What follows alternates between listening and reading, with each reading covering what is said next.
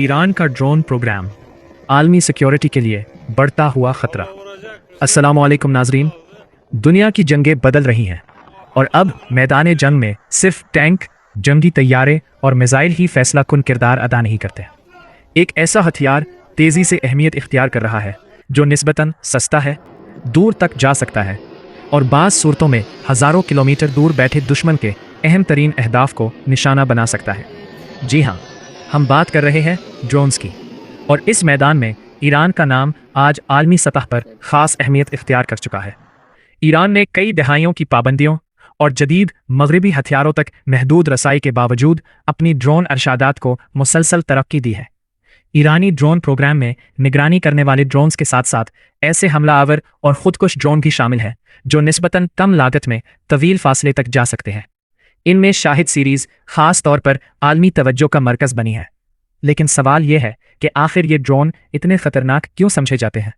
इसका सबसे बड़ा जवाब है कम कीमत, बड़ा असर।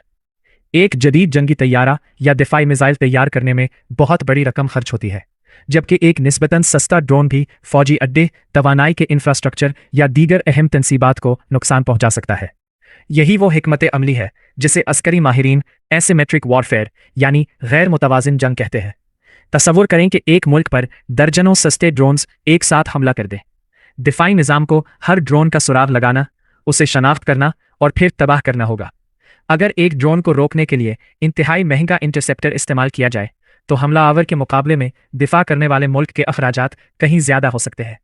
ईरान का ड्रोन प्रोग्राम सिर्फ मशरिक़ वस्ता तक महदूद नहीं रहा। यूक्रेन की जंग में ईरानी साख्ता ड्रोन्स के इस्तेमाल ने इस टेक्नोलॉजी को आलमी तवज्जो दिलवाई। दूसरी जानिब बहीरा अहमर और बाबुल मंदब के इलाके में ड्रोन हमलों ने यह दिखाया कि एक निस्बतन छोटा हथियार आलमी तजारत को भी मुतासिर कर सकता है। अगर तिजारती जहाज़ों के लिए किसी समंदरी रास्ते को ख़तरनाक समझा जाने लगे तो जहाज़रानी के अखराजात, इंश्योरेंस और सामान की तरसील सब मुतासिर हो सकते हैं।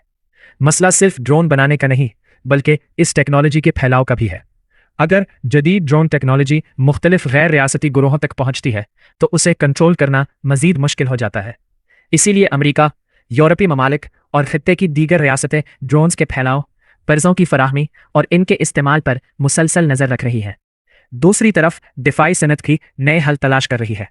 इलेक्ट्रॉनिक वॉरफेयर, सिग्नल जैमिंग, जदीद रेडार, खुदकार दिफाई निज़ाम और लेज़र टेक्नोलॉजी को मुस्तकबिल के ड्रोन ख़तरे का मुकाबला करने के लिए अहम समझा जा रहा है। ईरान का ड्रोन प्रोग्राम हमें एक अहम हकीकत बताता है, मुस्तकबिल की जंग सिर्फ इस मुल्क की नहीं होगी जिसके पास सबसे महंगे हथियार होंगे, बल्कि इस मुल्क की भी हो सकती है जो कम लागत में ज़्यादा मुअस्सर टेक्नोलॉजी तैयार कर सके। ड्रोन्स ने जंग के मैदान को बदलना शुरू कर दिया है और आने वाले बरसों में मसनूई ज़हानत, खुदकार निज़ाम और ज़्यादा जदीद ड्रोन्स इस तब्दीली को मज़ीद तेज़ कर सकते हैं।